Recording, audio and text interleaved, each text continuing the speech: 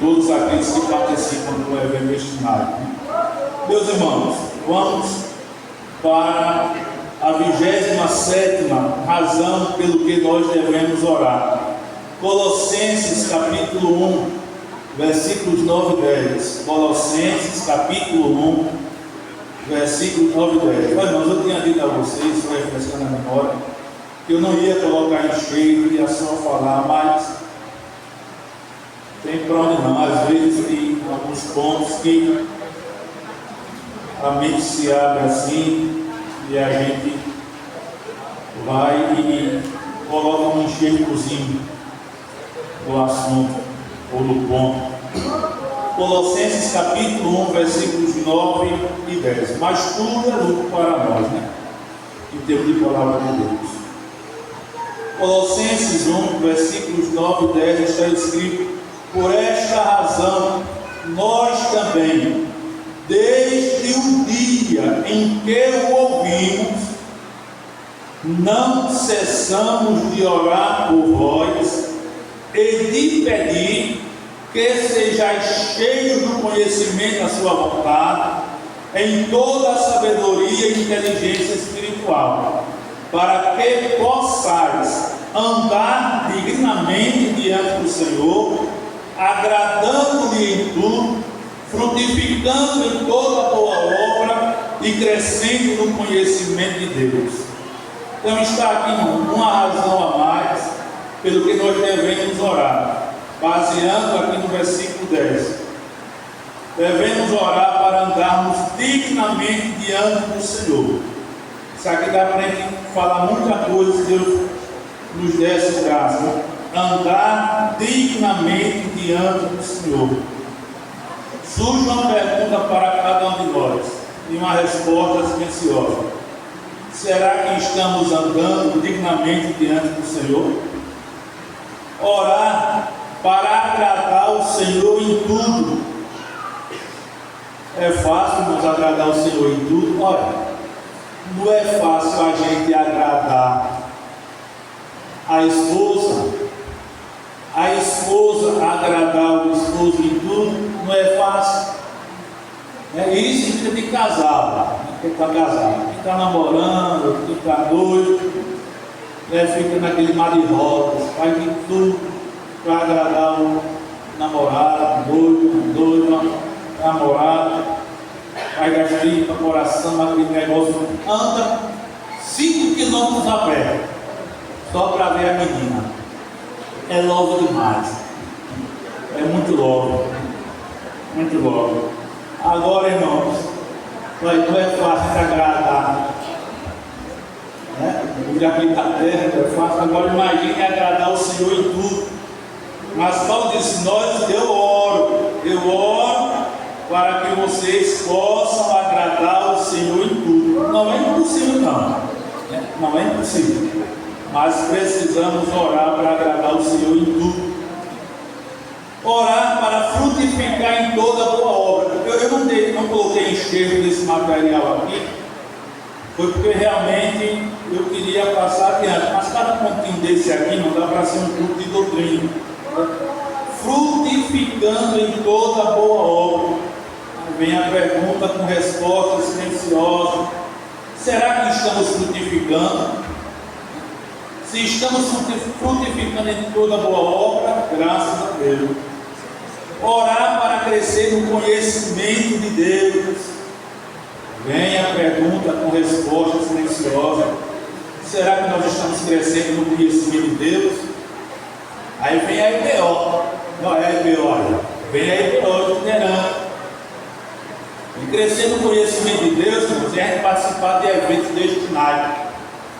Se não me foge a memória, em setembro nós vamos ter o nosso seminário de liderança aqui. É crescer no conhecimento de Deus dentro da palavra. A praticidade, a questão da experiência de conhecer a Deus, não somente pela palavra, mas na vida prática, conhecer através de experiências em nossas vidas. Então aqui está uma razão múltipla pelo que nós devemos orar. A 28ª razão pelo que nós devemos orar: Mateus capítulo 6, versículo 12. Esse aqui houve um enxertozinho. Mateus 6 e 12. É somente 29 razões pelo que nós devemos orar. Vamos falar da 28ª agora. E se Deus quiser falarmos da última também, para a semana que vem, se Jesus não vier aqui para lá, tratarmos dos assuntos, de um novo assunto. Provavelmente, irmãos, eu estou estudando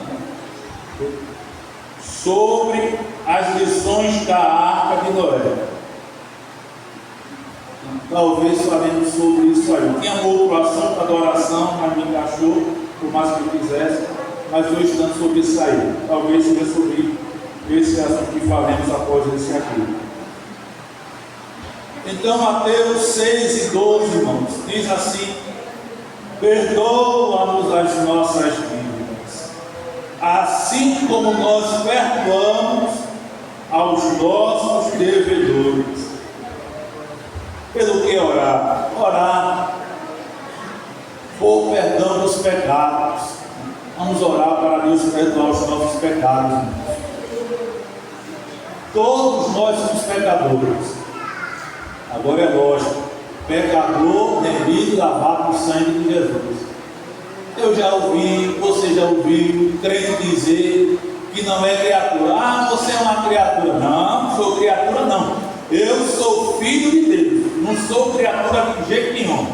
Olha, irmãos, nós somos filhos de Deus através de Cristo Jesus, pela sua obra efetuada no Calvário, mas nós também somos criaturas. O Espírito de Deus deixou revelado a Paulo em uma de suas cartas lá em Corinto, dizendo que assim que, se, uma condição, se alguém está em Cristo, nova criatura é. Então, a partir do momento que nós não estamos em Cristo, servindo a Ele, nós somos velhas criaturas porque estamos na prática do pecado de maneira contínua. Mas a partir do momento em que nós nos rendemos a Cristo, aceitando a Ele como Salvador e Senhor de nossa vida, a partir daquele momento, nós deixamos de ser uma velha criatura e somos transformados em uma nova criatura. Nova criatura que tem uma nova mente, que é a mente de Cristo. Uma nova criatura que tem agora uma nova linguagem, que é uma linguagem sadia e não uma linguagem podre. Enfim, somos uma nova criatura em todo o aspecto daquilo que Deus quer para com aqueles que aceitam a Cristo como Salvador. Então nós somos também criaturas, só que novas, certo? Então, sendo novas criaturas em Cristo, infelizmente, irmãos, a gente peca. Ninguém diria que não peca não, porque a Bíblia diz que aquele que não peca é mentiroso. Então, você já está mentindo. Se você disser, eu não peco de jeito nenhum, vou dizer uma forma de falar, você é o pior pecador que tem. Opa, você é o pior pecador que tem. Então, todos nós pecamos, porque estamos ainda em um corpo corruptível. A gente falha com o pensamento, a gente falha com a palavra, a gente falha com o coração. Infelizmente. Mas a partir do momento que a gente falha, peca, o que é que a gente faz? Pede perdão a Jesus. Jesus me perdoa os meus pecados, tem misericórdia, converte-se mudando o rei, tenha piedade da minha vida, porque eu quero morar no céu. Não, é o que nós fazemos, por sermos nova criatura.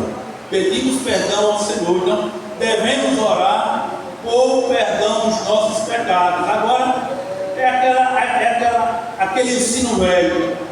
Se você não perdoa ao próximo, então não tem como Deus lhe perdoar. Ou seja, o perdão é retido. O perdão é retido.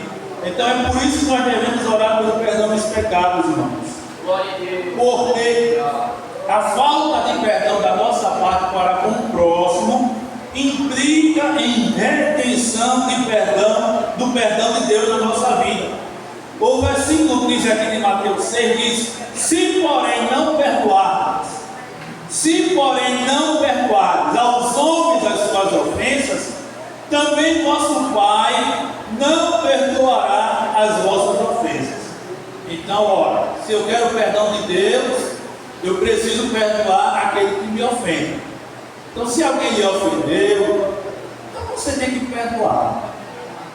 Se você não perdoar, oh Jesus, perdoe, porque eu falei isso contra fulano, porque eu pensei isso, porque eu agi assim. O perdão dele fica retido. É como se tivermos uma conta no banco e você, para sacar o dinheiro, tem uma senha.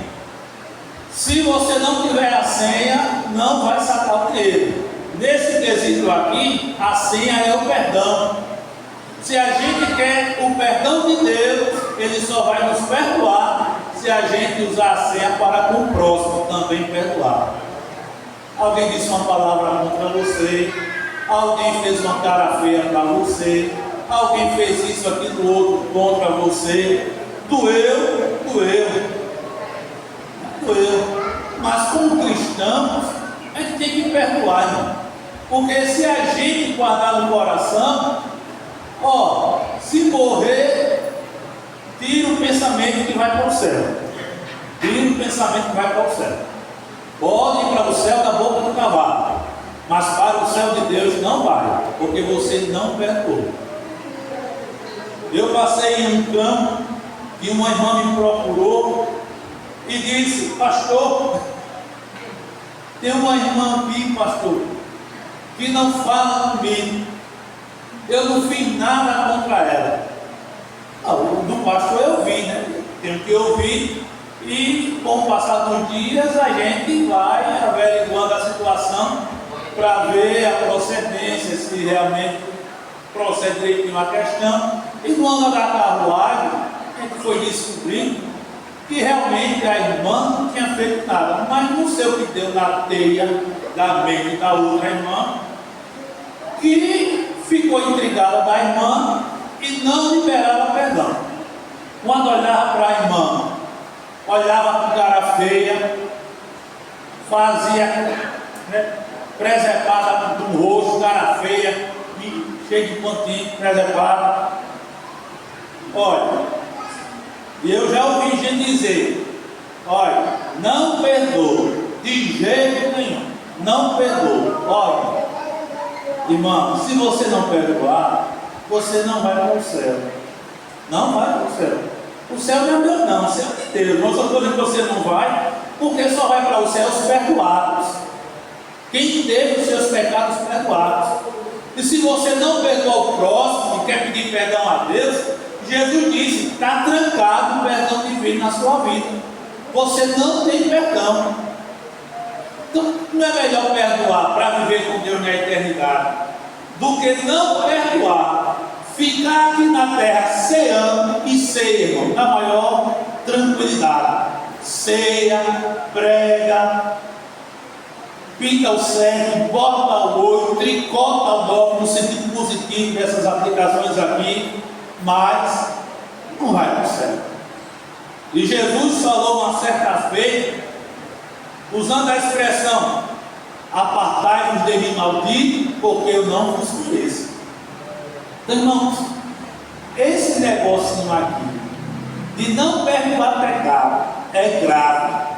Se todo crente tivesse consciência disso, rapaz, é melhor eu perdoar. Porque se eu não perdoar, eu vou descer os quintos dos infernos e vou viver a eternidade sofrendo amargurosamente ou amargamente. Então, irmãos, é preciso orar pelo perdão dos nossos pecados, mas de contrapartida, sair perdoando aquele que nos ofendeu, aquele que nos magoou, aquele que fez alguma preservada contra a gente. Tem que perdoar, tem que perdoar. Não está perdoado, irmão, vamos para o céu, acabou de bom final e já era. Pronto, você pode. Agora, se você não perdoar, tem outra coisinha ainda que o Espírito de Deus revelou a Paulo. Se você é membro e se você ceia para a sua própria condenação. Olha o negócio apertando aí para a gente. Se não liberar perdão e participa da ceia, participa para a própria condenação. E o Espírito revelou a Paulo que lá na igreja em Corinto Havia crentes que estavam doentes, que eram doentes. Poderia ser uma doença física, justamente porque Deus tem o controle de tudo e pode ferir, porque a pessoa está receando de maneira indigna. Mas fala também de uma doença que está doente espiritualmente, deles que já estavam mortos espiritualmente, mas estavam comungando. Olha, morto espiritualmente na igreja, comungando e fazendo tudo aquilo que era necessário, mas sem perdão dos pecados. Uma pessoa dessa, irmão, não tem como ir para o céu, biblicamente falando. Repito, o céu não é meu, estou pontuando dentro da visão bíblica, dentro da visão bíblica. Então é preferível a gente perdoar. Isso não quer dizer porque você perdoou, você vai estar agora entrelaçado com uma pessoa. Não, perdoou sem guardar rancor, sem guardar nenhum sentimento ruim por aquela pessoa, mas olha, tu lá e eu cá, tu lá e eu cá. E vamos caminhando para Sião, que é a melhor coisa da vida. Então é preciso a gente pedir perdão a Deus dos nossos pecados, porque senão, repetindo, a falta de perdão implica em retenção do perdão de Deus. Por que devemos orar pelo perdão dos nossos pecados? Porque aquele, irmão, veja o que diz Provérbios 28:13. Já ia dizendo, nós vamos abrir a Bíblia, né? É um texto também conhecido nosso, 28:13. Porque a gente tem que orar pelo perdão dos nossos pecados. Mostrei uma situação, vou mostrar outra situação. Aqui eu tenho 6 situações, porque devemos orar pelo perdão dos nossos pecados. 28:13 de Provérbios diz: o que encobre as suas transgressões nunca prosperará, mas o que as confessa e deixa alcançará misericórdia. Pronto. Se a gente, irmão, olha, se a gente orar pelo perdão dos nossos pecados, então o que é que acontece? A gente vai deixar e teremos misericórdia da parte do Senhor. Mas se a gente não confessar e cobrir, o texto diz: nunca prosperará. Ou seja, sofrerá consequências. Então é bom a gente confessar e deixar para alcançar misericórdia. O que encobre as suas transgressões nunca prosperará. É como uma pessoa, irmão, que tem que varrer a casa. Tem gente que pega a vassoura, vai varrendo, aí tem um tapete na sala, levanta o tapete e toca o lixo debaixo do tapete, toca o tapete, pronto, ninguém está vendo nada. Está encobrindo a sujeira.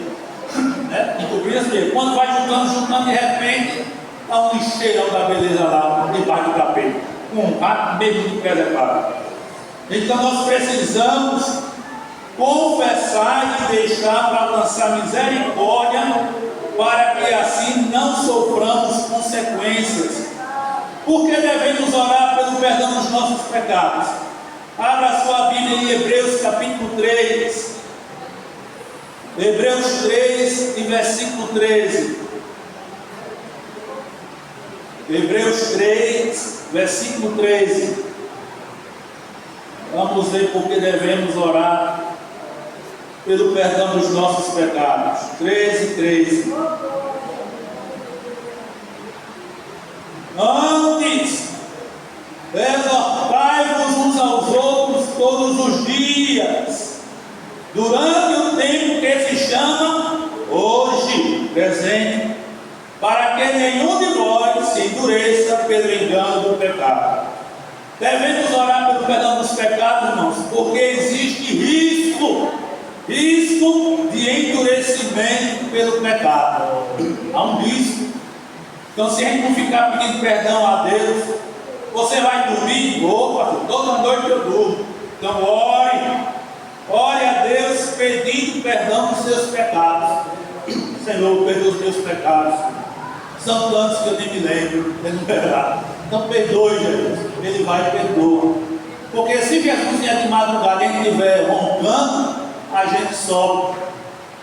Então é preciso pedir perdão a Deus dos nossos pecados, porque existe este risco de termos o nosso coração endurecido pelo engano do pecado. E o pecado promove a alegria, vocês sabem disso aí. Hebreus fala a questão de José, porque ele rejeitou a alegria, o gozo do pecado. Então o pecado promove o gozo, promove a alegria. O gozo fala de alegria intensa.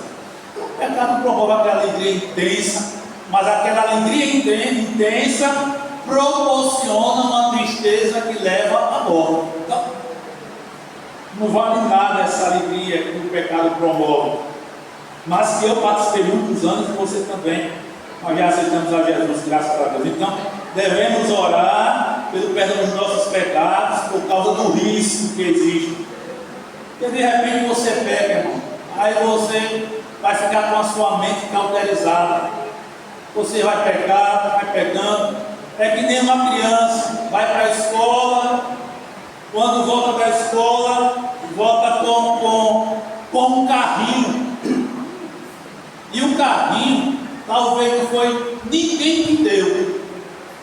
Foi que ele pegou lá da escola, pegou de um coleguinha e foi e colocou dentro da bolsa. Criança, irmão, ela tem informação. O juiz de criança tem informação, como eu digo, para a gente entender melhor. Então ela não sabe as coisas certas e corretas, ela vai aprendendo. E quem vai ensinar somos nós, que somos pais, avós, etc. Vai ensinar. Porque chegou em casa com um brinquedo diferente. Meu filho, minha filha, quem lhe deu isso aí? Não, vai não. Qual é o papel do pai, da mãe? É procurar saber, na sala de aula, através do professor, se realmente aquele brinquedo alguém da classe deu para aquela criança, ou se foi o professor, professora que também quis dar um presente àquela criança. Porque se não fizer isso, irmão, tudo que a criança pegar, e nós que somos os responsáveis por ela, a gente não confrontar, aquela criança vai ficar mal acostumada e vai afonar tudo que vê na casa dos outros. Então não é bom. Há uma responsabilidade tamanha sobre nós que somos pais, de pegar e ir instruindo. Meu filho, minha filha, isso aqui, ele não vai bater. Estou dizendo que ele não vai bater, não. É procurar saber. Porque eu não me lembro das presepadas que eu fiz quando eu era pequenininho. Eu não me lembro. Eu não me lembro se eu levei borracha, se eu levei lápis de cor, se eu levei lápis comum. Não lembro se eu levei algum brinquedo da escola de colega na minha bolsa, eu não me lembro. Mas certamente meu pai, minha mãe, enquanto vivos, e poxa, minhas irmãs, que foram me acompanhando, certamente os que estão vivos devem saber se eu cheguei a fazer essa presepadazinha. Mas eu fui educado, fui orientado e aprendi que não devo pegar aquilo que não é meu. Não devo pegar. É de fulano, é de fulano. E pronto. Então a gente precisa pedir perdão dos nossos pecados por causa desse risco de endurecimento. Pegou uma coisinha, aí vai pegando, de repente a consciência está cauterizada. Para ele ou para ela, já é um moço, já é uma moça, é tudo certo, está tudo certo, não estou fazendo nada de errado. Sempre fiz isso, mas porque sempre fez? Porque não houve os responsáveis para confrontar aquela criança que aquele ato que estava fazendo era errado. Então, é a questão nossa. Se a gente vai fazendo, a nossa consciência vai ficar endurecida, amortecida, mortificada, e aí não vai mais ter de jeito nenhum senso do que é certo e errado. Sempre vai ser certo fazer aquilo ali. Então, outra razão porque devemos orar pelo perdão dos nossos pecados. Salmo 66, versículo 18. Olha, irmãos, eu vou aconselhar vocês a manusear a Bíblia. Manuseie a Bíblia. Manuseie, seja em culto de doutrina, principalmente, escola bíblica. Quando for citar os textos, manuseie a Bíblia. Se quiser, traga um caderninho para você ir anotando, porque isso aí vai ser bom para você. Porque você vai abrir a Bíblia e de repente nesse texto que vai ser lido, Salmo 66, versículo 18, de repente pode ter uma mensagem que Deus lhe dê aí, desse verso, ou uma outra situação.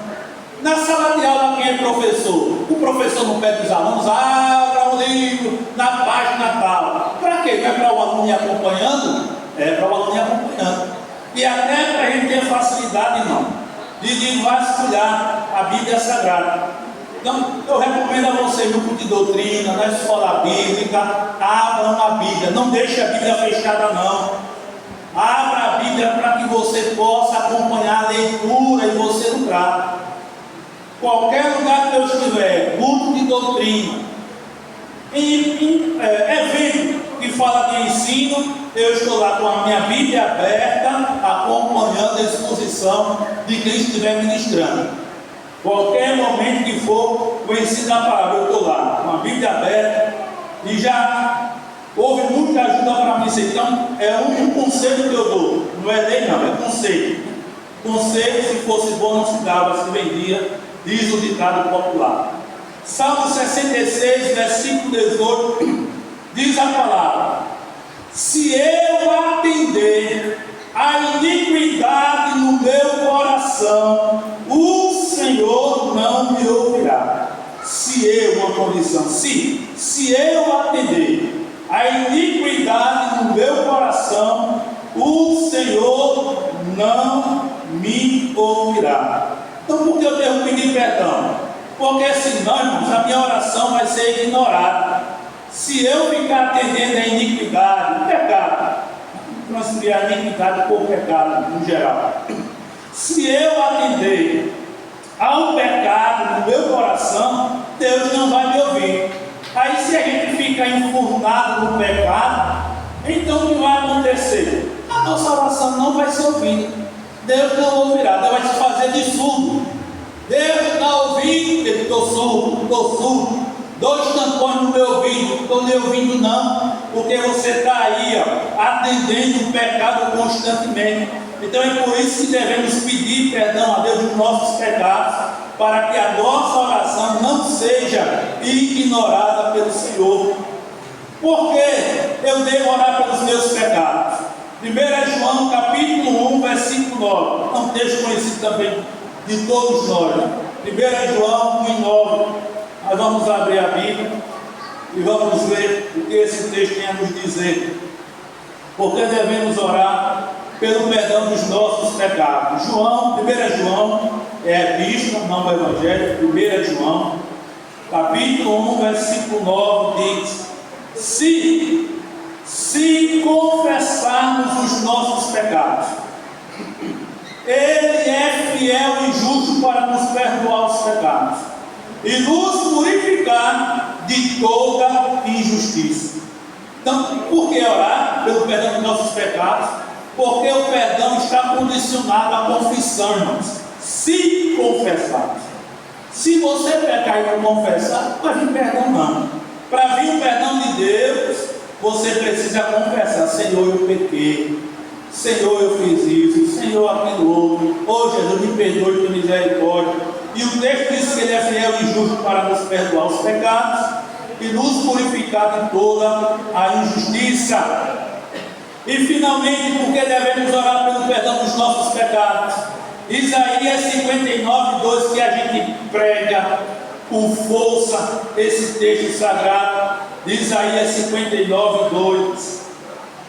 Isaías 59, 2 mostra outra razão por que devemos orar pelo perdão dos nossos pecados. Mas as vossas iniquidades fazem divisão entre vós e o vosso Deus, e os vossos pecados encobrem o seu rosto de vós, para que vos não ouça. Devemos orar, irmãos, porque a permanência do pecado impede o relacionamento com Deus. As vossas iniquidades. E olha, irmão, quem prega muito isso aqui para o pecador, né? As pessoas não prega com força isso aqui para os não crentes. É porque a gente esquece, irmão, que da gente. A gente esquece que nós estamos em um corpo pequeno, carnal, sujeito a pecado. E às vezes a gente pensa que nós já estamos em um corpo transformado enquanto ainda não estamos. E a gente peca. Às vezes a gente não peca, irmão, roubando, matando, furtando, sequestrando, fumando drogas. Isso aí faz eu estou livre. Mas às vezes a gente peca com a língua.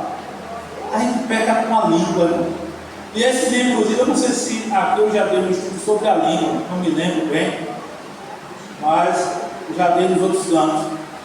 Mas olha, essa língua, esse pedaço aqui de carnezinha, esse membro pequeno, chamado língua, se ele não tiver crucificado, leva a gente para o inferno também. E às vezes esse pedaço de carne, irmão, chamado língua, ele é usado para ficar falando da vida dos outros, denegrindo a imagem dos outros, detratando os outros, caluniando os outros, dizendo isso e aquilo outro que há de bem. Então, esse pedacinho de carne é terrível, é terrível. E a gente tem que ter cuidado, a gente, né? Estou incluindo todos nós aqui. A gente tem que ter cuidado com esse membrozinho pequeno chamado língua. As vossas iniquidades. E aqui é o profeta falando para o povo de Deus, Israel. Fazem divisão entre vós e o vosso Deus. Os vossos pecados encobrem o rosto dele de vós, para que vos não use. Então, eu tenho que orar pelos meus pecados, porque a permanência no pecado, impede o meu relacionamento com Deus. Ô irmãos, vamos olhar para a nossa vida, irmãos. Vamos policiar a nossa vida, irmãos. Não é fácil ser crente, não, irmãos. Eu nunca achei fácil ser crente. Eu acredito que você também não acha fácil ser crente. Porque quando eu me defronto com essas questões bíblicas aqui, eu tenho que colocar a mão na cabeça de Jesus, me socorra, minha vida, tenha piedade de mim. Eu preciso ser crente de verdade mesmo. Me ajude. E eu estou partindo para completar 40 anos de crente. Mas isso não quer dizer nada. Eu posso ter 100 anos de crente. Mas se eu não tiver cuidado, nada feito. Nada feito. E é preciso a gente orar constantemente pelo perdão dos nossos pecados. Enfim, vamos olhar a última razão pelo qual devemos orar. Só recapitulando, nós vimos as razões pelo que devemos orar. Ore para que o Evangelho avance e seja honrado. Ore pela plenitude do Espírito. Ore para que Deus faça justiça. Ore para que Deus salve os que não são. Ore em todas as ocasiões. Ore por ousadia na proclamação do Evangelho. Ore por maravilhas. Ore por curas. Ore por libertações. Ore por expulsão de demônios. Ore por provisão. Ore por sabedoria. Ore para Deus estabelecer lideranças. Ore para Deus mandar reforço. Ore para que Deus levante pessoas com chamado. Ore pelo seu pastor. Ore pela unidade e harmonia cristã. Ore constantemente com objetivos. Ore por aumento do amor. Ore para conhecer a vontade de Deus. Ore para compreender o amor de Cristo. Ore por um senso mais profundo da esperança nos garantida.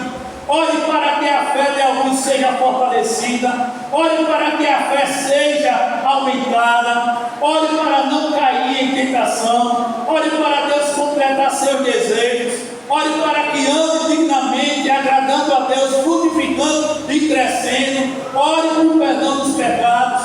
Ore agora pelo que? Mateus 6:13. É a última razão pelo que nós devemos orar. E aqui nós vamos concluir. Tem muitas razões. 29 razões que nós vimos, mas há muito mais do que isso pelo que nós devemos orar. Mateus 6:13. Mateus 6:13. Finalzinho da oração que Jesus ensinou, a oração do Pai Nosso. E não nos induzas à tentação, mas livra-nos do mal, porque teu é o reino e o poder e a glória para sempre. Amém. E não nos induzas à tentação, mas livra-nos do mal. Aí. Devemos orar, irmãos, por proteção. Devemos orar a Deus pedindo proteção. Livra-nos do mal. Livra-nos do mal. Livra-nos do mal. Então devemos orar, irmão, por proteção. Eu coloquei aqui, irmãos, alguns exemplos de proteção. Talvez eu não diga todos, pontuando o texto sagrado, mas alguns sim, a depender muito da situação. Então, olha, devemos orar por proteção da nossa mente. A nossa mente, irmãos, ela é poderosa. A nossa mente é poderosa. Se a gente não tiver cuidado, a nossa mente, ela nos domina. Essa mente que Deus nos deu, o cérebro, ele é muito poderoso. E se a gente não tiver cuidado com esta mente, o cérebro que Deus nos deu, ele pode dar rasteira na gente. É por isso que a Bíblia diz que a nossa mente tem que estar cheia da palavra de Deus. Devemos encher a nossa mente com a palavra de Deus, porque na mente a gente projeta tanta coisa boa, mas podemos projetar também coisa ruim. Vou derrubar aquele irmão, vou derrubar aquela irmã, eu vou tramar um negócio aqui para denegrir a imagem daquele irmão, denegrir a imagem daquela irmã. Eu vou bolar um negócio aqui, uma cilada, uma armadilha, para ver aquele irmão, aquela irmã em maus lençóis. Então, tudo isso é aqui, nos nossos cérebros, na nossa mente. E essa mente tem que estar protegida, irmãos, para que não projetemos coisas ruins, mas projetemos coisas boas, tanto para nós como para o próximo. E é preciso a gente encher a nossa mente com esta palavra. Olha, depressão é um dos males atuais da sociedade, mas a depressão ela pode ser vencida também, irmão, através da leitura da palavra de Deus. Tem medicação, psiquiatra, sim, tudo bem, mas a palavra de Deus ela é poderosa para agir na mente. Depressão, questão de ansiedade, isso tudo, irmãos, e mais alguma coisa, pode ter recomendação médica, né? Questão de remédios e tal, mas a gente tem que alimentar a nossa mente com a palavra de Deus. Se a gente não alimentar a mente com a palavra de Deus, a gente está perdido. Como a nossa mente vai ficar protegida?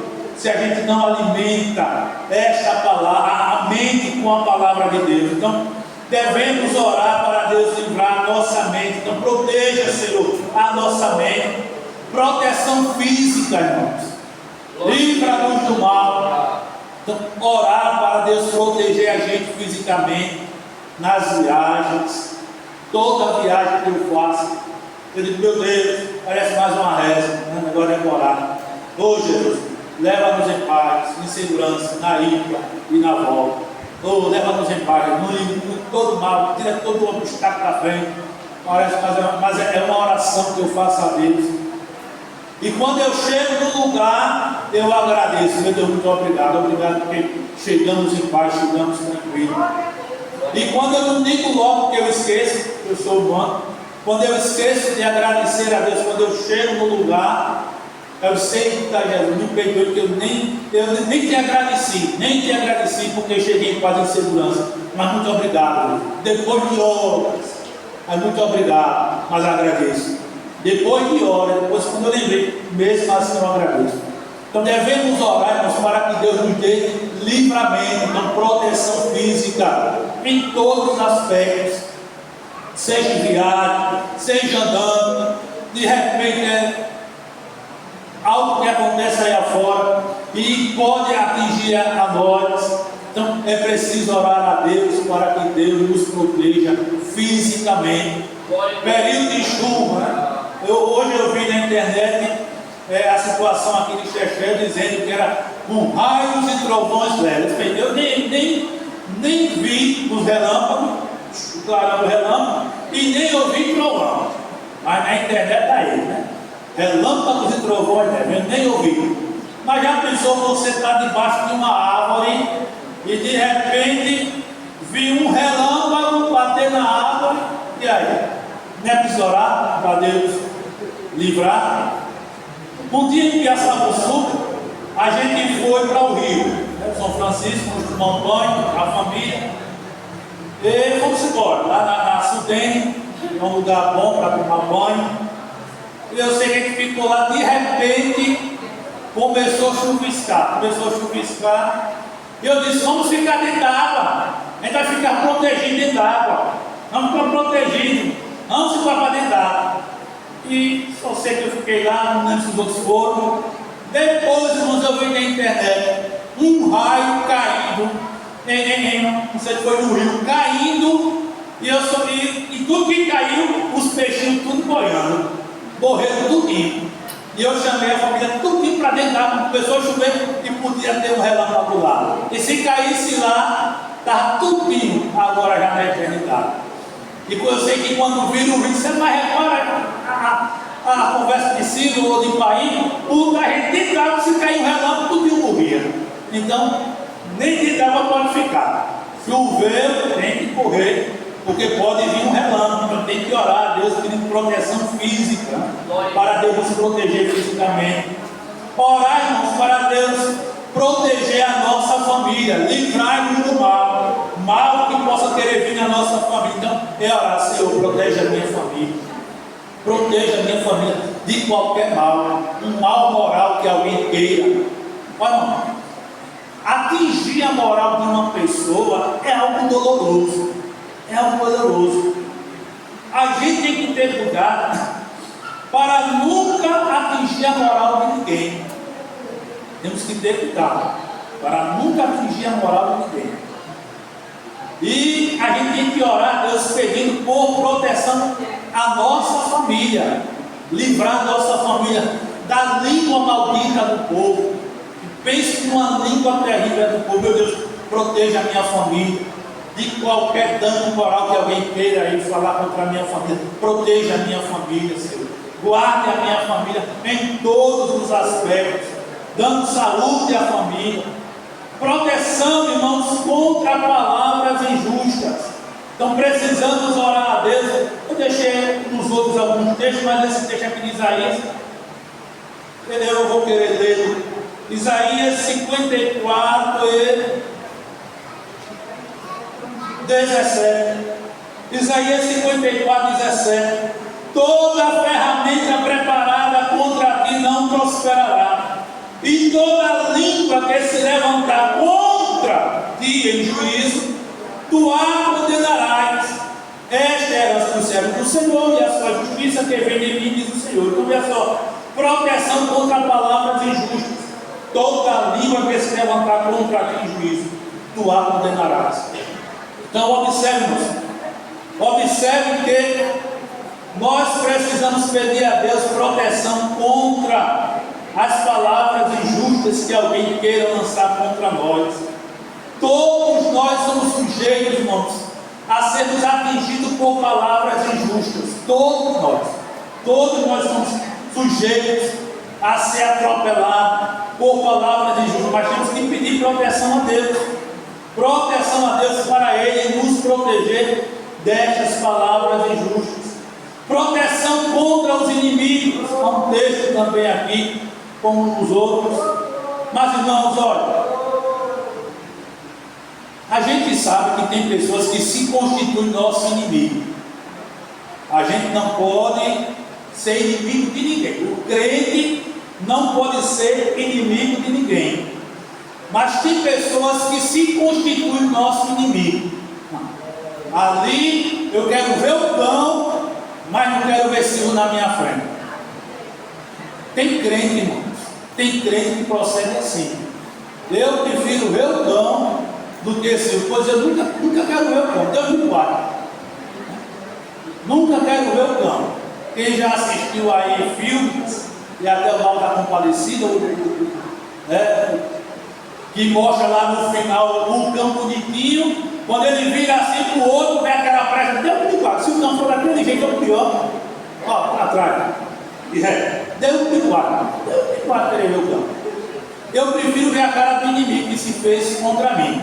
É melhor eu ver a cara do inimigo que se levantou contra mim do que eu querer ver a cara do cão. Porque se eu ver a cara do cão, irmão, eu vou desmaiar. Então feio que é. Deus me guarda. Jesus me guarda, está acusando com o profeta. Nunca quero ver a cara dele. Deus me guarda. Mas tem crente que pede. Eu prefiro ver o cão do que ver a cara de fulano. Ô irmão, pelo amor de Deus. A gente não pode, criar inimigos. Mas repito, tem gente que se constitui meu inimigo. Tem gente que se constitui. E eu vou fazer o quê? Não posso fazer nada. Quem se constitui meu inimigo, não posso fazer nada. É a mesma coisa você. Se alguém se constitui seu inimigo, você não vai poder fazer nada. Você vai poder orar. Pronto, não vai arrancar os cabelos da cabeça. Se ainda tiver.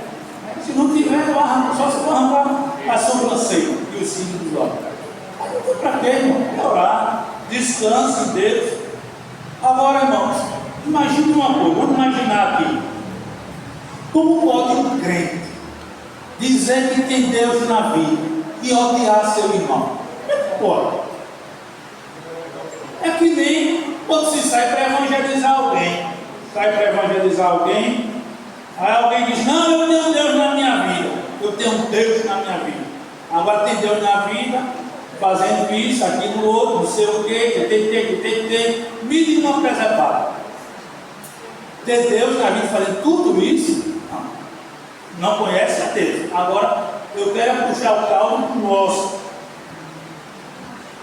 E a gente que conhece a Deus, como é que pode, irmãos, se levantar como inimigo de um irmão da igreja? Ali é meu inimigo. Inimigo mesmo. Olha, irmãos, teve gente que já fez muita preservada comigo. Eu já contei para vocês aqui. De uma situação que alguém na igreja me chamou de ladrão. Eu era um diácono na igreja, eu era presbítero, me lembro. Acho que era presbítero já. E alguém me chamou de ladrão. E alguém veio me dizer, eu fiquei virado no siri, bravo, agoniado. Eu conheço meu temperamento. Meu temperamento é de logo levar o negócio à frente. Não é arrumar briga não, é de levar o negócio à frente mesmo, vamos jogar mais aqui. E eu fiquei remoendo ali. Eu disse, eu vou chamar esse cara. Eu vou com uma satisfação saber a verdade dele. Mas o irmão chegou e disse, faça isso não, filho. Entregue a Deus. Bota na mão de Deus que Deus vai ajudar isso aí. Eu disse, eu vou pensar no carro. Mas depois disse, eu vou deixar na mão de Deus mesmo. Agora você sabe que não é fácil. Você ser acusado de roubo, ser ladrão, você sabe que não é fácil. Mas na mão de Deus, não vou buscar, deixei na mão de Deus. Passou-se os dias, a justiça de Deus veio. Não veio de imediato, veio posteriormente. Lá na frente, essa pessoa é que foi vista como ladrão. Ela que foi vista como ladrão. Ela que estava saqueando as coisas. Eu não sei se já aconteceu, eu nem quero saber. Às vezes já aconteceu aí, obreiro que faz a coleta, quando chega no lugar devido, na salinha, aí às vezes ele vai lá e diz, olha, o troco é de tanto, quando ninguém pediu troco. E ele pega e bota o dinheiro no bolso em vez de entregar a alguém. Então isso é um ladrão. Não pode, o obreiro ele tem que ser fiel. Porque ele coleta, ele tem que coletar direitinho, dizer, não, tem esse troco mesmo, esse troco acabou. Mas eu já passei em lugar que aconteceu isso aí. E esse irmão, ele foi visto desse patamar. Ele estava saqueando aquilo que estava na parte de Deus. Ele estava saqueando, a justiça de Deus, eu só lá na frente. Eu já estava no cão quando foi que veio a justiça de Deus. Então tem gente, irmão, que se faz nosso inimigo e quer nos prejudicar. E a gente não pode se constituir inimigo de ninguém. Não podemos. Não, eu vou fazer inimizade contra fulano. Não, não. Alguém pode se levantar para ser meu inimigo ou seu inimigo, mas a gente não pode constituir ninguém como nosso inimigo. Mas devemos orar a Deus para que Deus nos proteja contra os inimigos. daqueles que se levantam contra nós, ficam nas suas casas, metendo cacete nas costas do pastor. Oi, irmão, quando eu não era pastor, quando eu não era presbítero, quando eu era crente de banco, se falava antigamente, eu sou crente de banco. A gente dizia. Hoje, o presidente tem essa expressão mais no nosso meio. Quando eu era crente de banco, às vezes tinha crente que se reunia nas casas, descia a lenha do pastor, falava mal do pastor, falava mal da família do pastor. Olha, irmãos, a gente tem que olhar para a nossa casa. Olhe para a nossa casa. Quem muito olha para a casa dos outros, esquece a sua. Preste atenção para você sair daqui com uma palavra de Deus, para depois eu fui e não ouvi nada. Não ouvi Deus falar, porque não prestou atenção. Então, preste atenção. É preciso a gente atentar para essas situações. É preciso. Porque tem pessoas que se constituem e ficam nas suas casas metendo. E eu já ouvi isso quando eu era membro de banco. Eu já ouvi isso aí. Eu já ouvia. E isso nunca mudou. Enquanto a igreja estiver na terra, sempre vai ter pessoas que vão se levantar contra o pastor, vai meter a lenha no pastor, vai meter a lenha na esposa do pastor, vai meter a lenha no filho do pastor. Agora se esquece de olhar para a sua casa. Como é que está a sua casa? Você olha tanto para a casa do pastor, olha tanto para a vida do pastor, olha tanto para a vida da esposa e do filho do pastor, mas como é que está a sua casa? Você parou para pensar, deixa eu ver como é que está a minha casa, deixa eu deixar a casa do pastor um pouquinho aqui descansando da minha língua e eu vou olhar como é que está a minha casa. Como é que está a sua casa? Como está a sua esposa? Como está seu esposo? Como estão seus filhos? Como é que está a sua casa? Você parou para pensar como é que está a sua casa, em vez de você ficar olhando? Eu estou exemplificando a minha casa, lógico, mas aí você vai olhando também para a sua, portanto a minha como exemplo. Mas como é que está a minha casa, em vez de olhar a casa de fulano? Vamos olhar, irmãos. Às vezes a nossa casa está toda mal atropiada. São pessoas que não mandam na igreja, são papaceia, são pessoas que não estão com a vida regrada na palavra de Deus, e a gente metendo a língua na casa do pastor e se esquecendo de corrigir os de casa. Não corrige os de casa, não figuradamente, não dá um puxão de orelha os de casa, agora para a casa do pastor, para a casa de fulano, para a casa de fulana, para a casa de Beltrano. Aí tome a língua para cima. Irmão, vamos olhar para a nossa casa. Vamos olhar para a nossa casa em vez de olhar a casa dos outros. Vamos analisar a nossa casa em vez de analisar a casa dos outros. Quem muito olha para a vida dos outros, esquece a sua. Então olhe para a sua casa. Põe em ordem a tua casa. Foi essa parte do texto. Põe em ordem a tua casa. Como é que está a sua casa? Em se tratando de obreiro, presbítero, né, o apóstolo Paulo, inspirado pelo Espírito Santo, ele chegou a dizer o seguinte, deixa eu ver aqui o texto.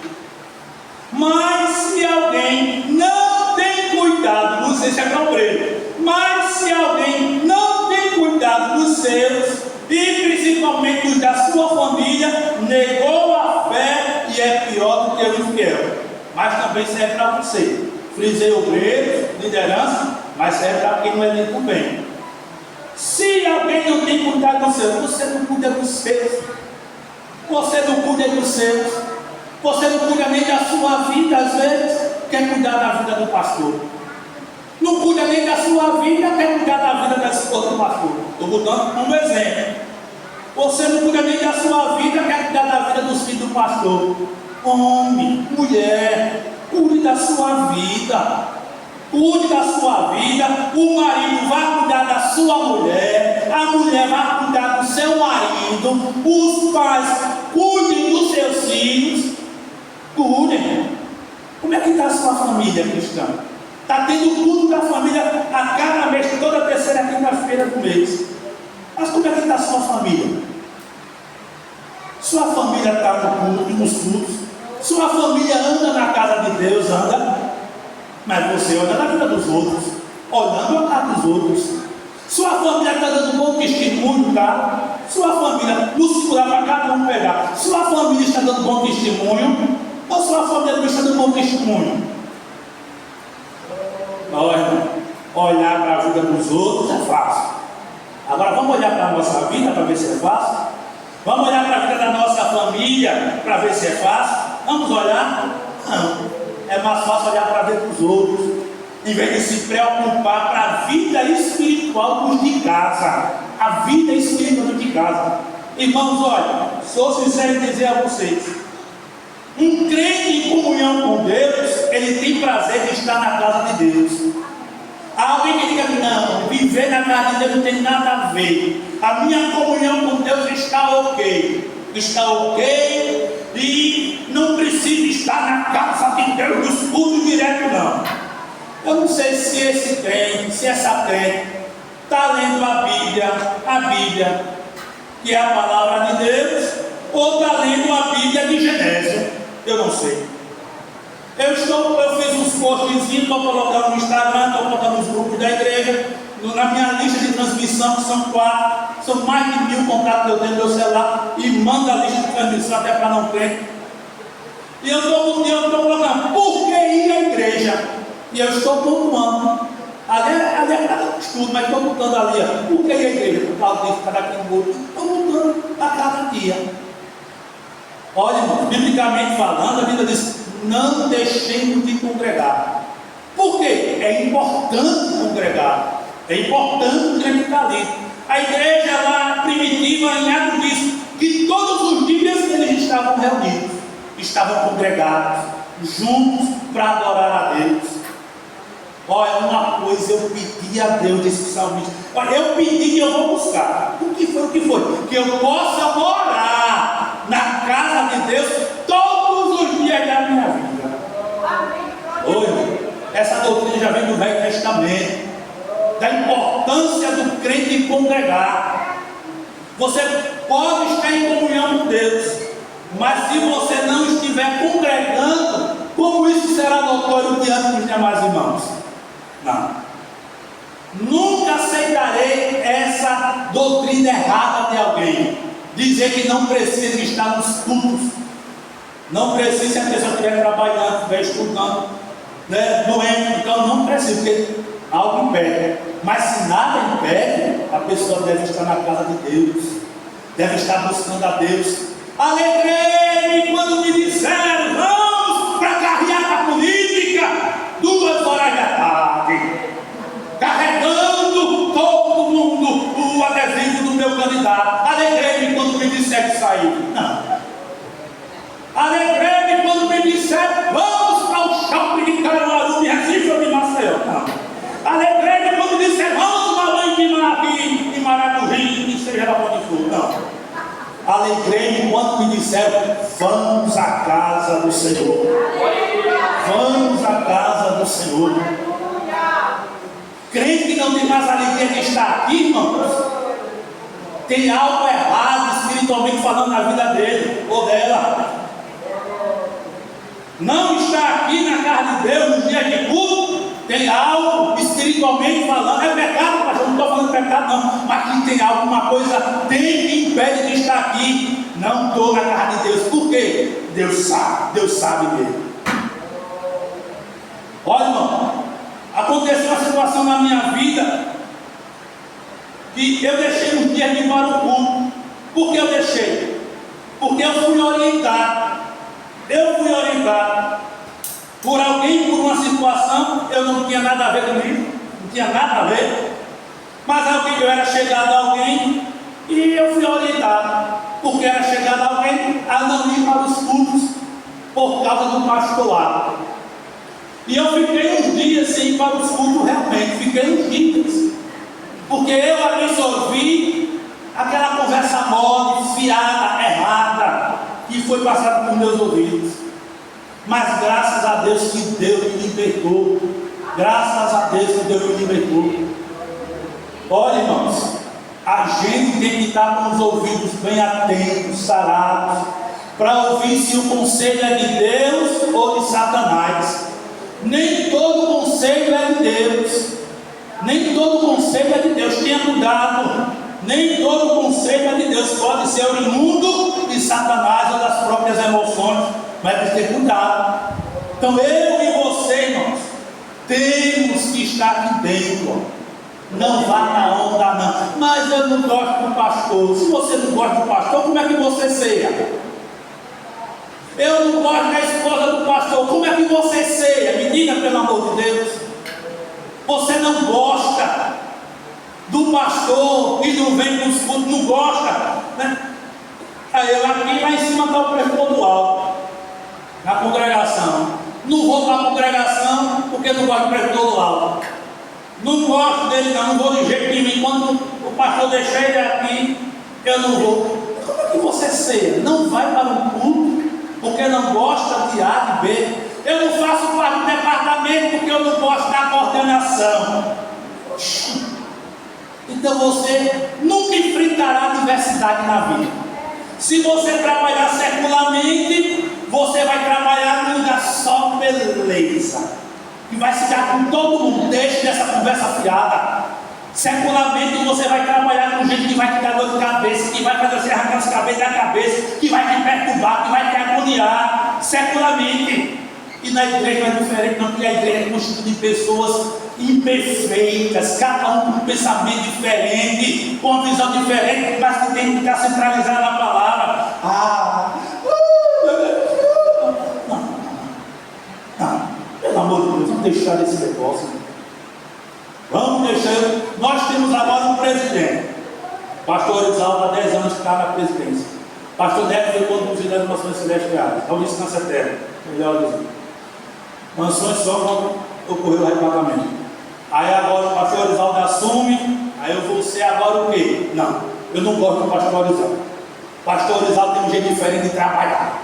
Pastor Neto era daquele jeito, mas pastor Isaldo é de outro jeito. Irmão, eu tenho que trabalhar como trabalhei com o pastor Neto, com o jeito dele. Eu tenho que trabalhar com o pastor Isaldo com o jeito dele. Cada um tem uma ferramenta diferente. Aí eu vou deixar agora, vou ser oposição pastorizal. Vou ser oposição porque ele não trabalha do mesmo jeito que o pastor Neto. Não, de jeito nenhum. De jeito nenhum. Eu trabalho com qualquer um que chegar. Com qualquer um que chegar na presidência, eu tenho que trabalhar, ser servo dele e ajudar a obra de Deus. É a mesma coisa você aqui também. Qualquer pastor que chegar aqui e sair, trabalhe junto com ele, com a família dele para a obra de Deus. Se é departamento, trabalhe também com a pessoa que está à frente do departamento. Vá à frente aí trabalhando. E pronto, irmão. Vamos acabar com esse negócio, pelo amor de Deus. Porque o nosso lugar é aqui, ó, terrenamente falando, é aqui. Amo estar na tua casa, aqui, ó. Eu pedi, eu vou buscar, é de morar todos os dias na casa do Senhor. Eu quero estar aqui dentro, aprendendo a palavra de Deus e glorificando a Deus, como diz outra tradução. Contemplar a beleza de Deus, outra tradução fala, é de glorificar ao Senhor. Então é aqui dentro que você vem para aprender. É aqui dentro que você vem para glorificar. É bom demais estar aqui, irmão. Você pode orar em casa, você pode ler a Bíblia em casa, você pode louvar em casa. Agora não se compara à reunião cristã. Não se compara. É o melhor lugar na face da terra de estarmos, é na casa de Deus.